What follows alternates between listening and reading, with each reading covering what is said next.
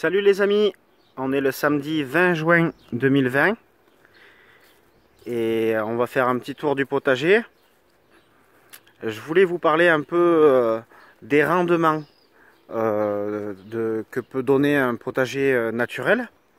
Voilà, j'en avais déjà parlé dans certaines vidéos, mais je fais régulièrement le point là-dessus parce que, comme vous le savez, j'essaye de peser toutes les productions pour avoir une idée la plus précise possible de ce que je peux produire en nourriture. Voilà, là on voit que l'arbre est en fleurs et du coup il y a énormément d'abeilles et de pollinisateurs qui viennent se nourrir. C'est magnifique.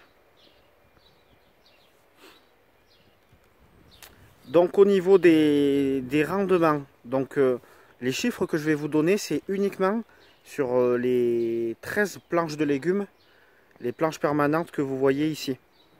Donc j'appelle ça des planches permanentes pour plusieurs raisons. D'abord parce qu'elles sont en permanence cultivées ou paillées, ou les deux en même temps. Mais le sol est quasiment jamais à nu, à part quelques exceptions. Donc là par exemple, là il y a une exception, vous voyez que le sol il est à nu complet sur cette planche. Alors c'est parce que j'ai ramassé entièrement, c'était des pommes de terre délicatesse. Donc j'ai ramassé entièrement les pommes de terre et j'ai pas eu le temps encore de pailler, ni d'y implanter une autre culture. Donc la terre est à nu, mais j'ai prévu de pailler dès demain matin. Dès que j'aurai le temps, je vais pailler cette planche pour la protéger du soleil, du vent, de la pluie, etc. Et surtout pour permettre à la vie du sol de prospérer, puisque c'est elle qui fait toute la fertilité qui me permet de produire des légumes, ainsi que de protéger une ressource essentielle qui est l'eau. D'ailleurs, ça fait un petit moment que j'ai pas arrosé, mais bon, comme il avait plu, j'en ai pas eu encore la nécessité. Excusez-moi. Oui, donc au niveau des planches, j'ai les 4 grandes planches, là, elles font 17 mètres de longueur. Donc toutes les planches font 75 cm à peu près, mais en général c'est ça, 75 cm de largeur, de façon à pouvoir les enjamber facilement et travailler sans jamais marcher à l'endroit où il y a les légumes, à l'intérieur des planches. C'est pour ça aussi qu'on les appelle les planches permanentes. Et donc je marche uniquement dans les passe-pieds que vous voyez ici là.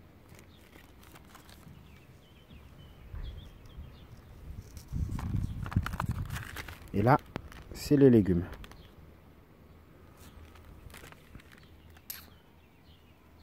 Donc revenons-en à nos moutons. Donc 4 planches de 17 mètres de longueur, celles que vous voyez ici.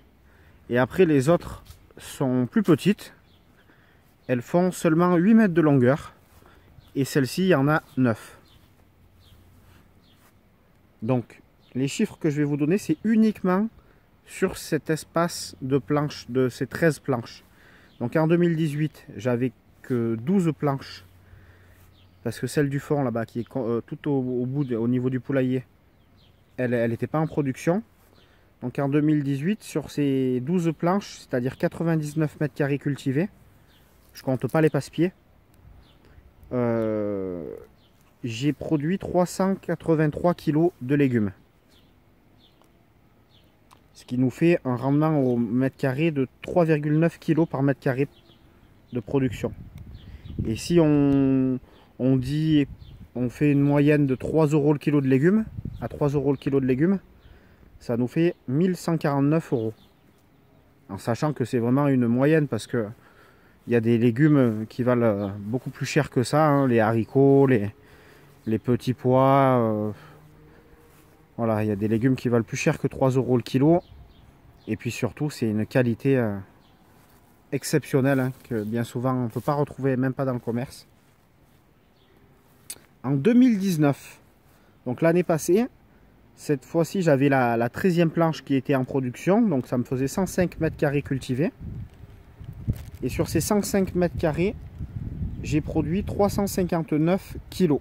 Donc un peu moins qu'en 2018. Mais j'ai eu pas mal de pertes de rendement, je pense aussi à cause de la canicule.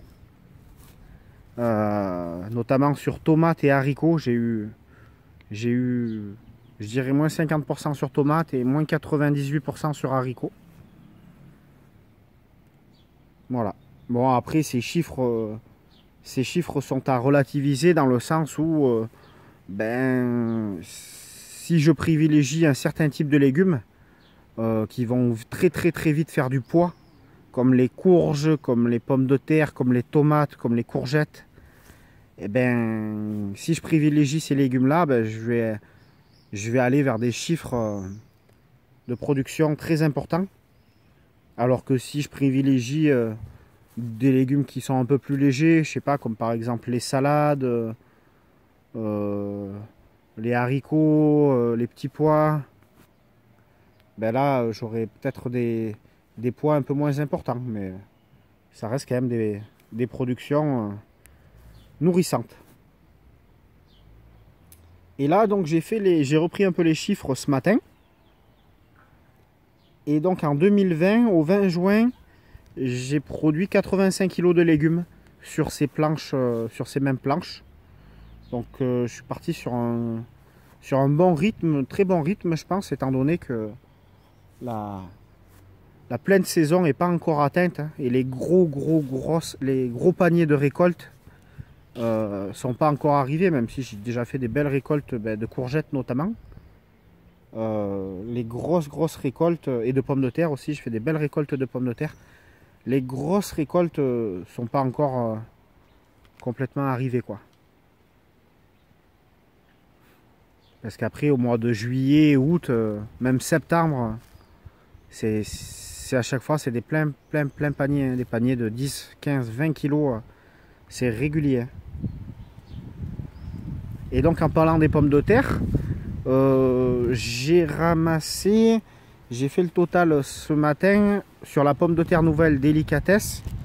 J'ai ramassé 37,8 kg de pommes de terre délicatesse.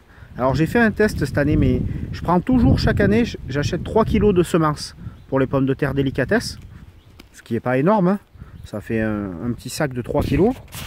Et chaque année, enfin ça faisait 2 ans que avec 3 kg de semences, je récoltais 30 kg de pommes de terre. Donc je faisais du x10 sur la pomme de terre délicatesse.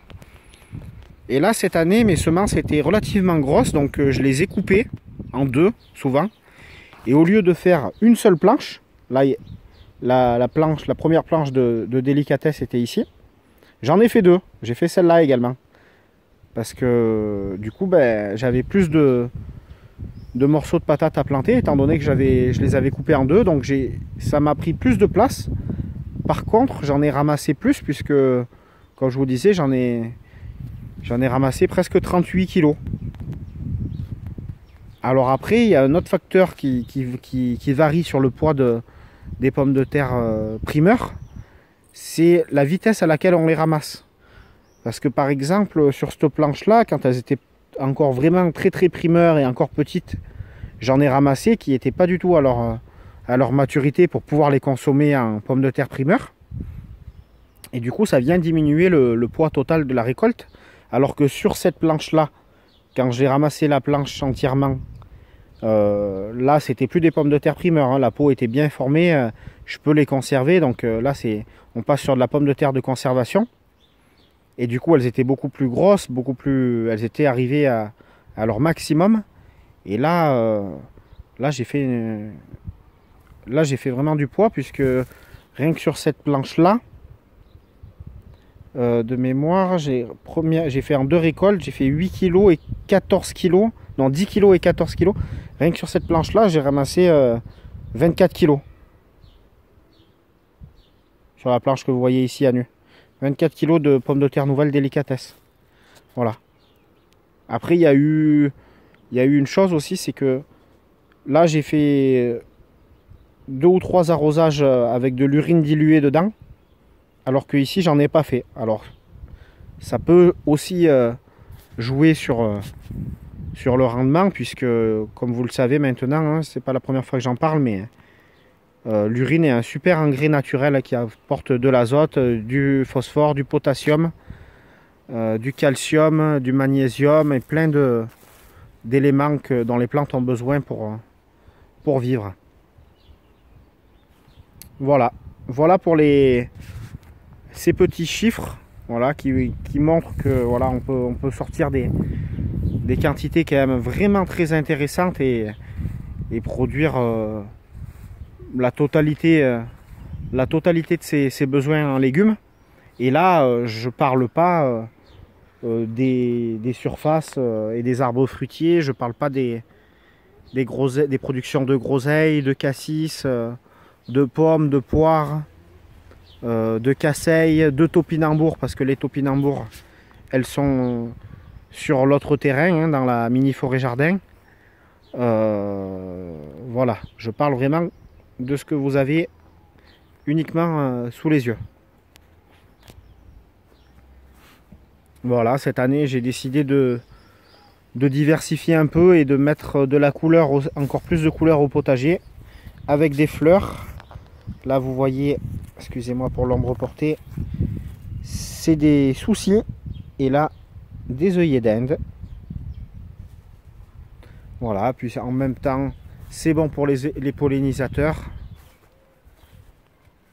Ça fait un bon compagnonnage pour les plantes. Voilà, là vous avez l'oseille, des graines de romain. Merci Romain. T'as vu, ton oseille, elle se porte super bien. La périlla derrière de Michel et Daniel qui grandit bien aussi. Merci à eux. Et là, ben, on voit que les tomates commencent à rougir, hein, en Ardèche, à la voulte. Ah, celle-là, elle est presque prête à manger, hein.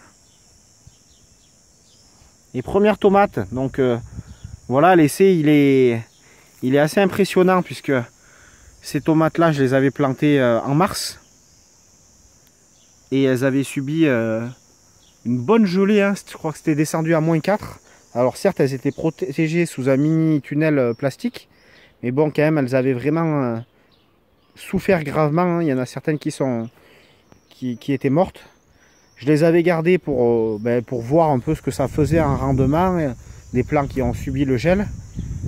Et bien ma foi, je suis assez content, parce qu'elles ont l'air vraiment d'être bien reparties et de donner des tomates en quantité. Alors que ces plants là ont été plantés plus à la bonne période, c'est-à-dire début mai, le repiquage.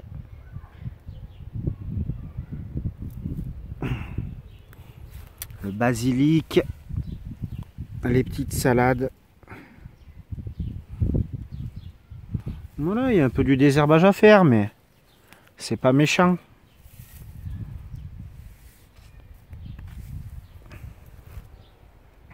Les tournesols qui montent, n'en finissent pas de monter. C'est magnifique. Et sur ces belles images, je vais devoir vous laisser les amis. Et je vous dis à dimanche prochain pour une prochaine vidéo. Bon week-end!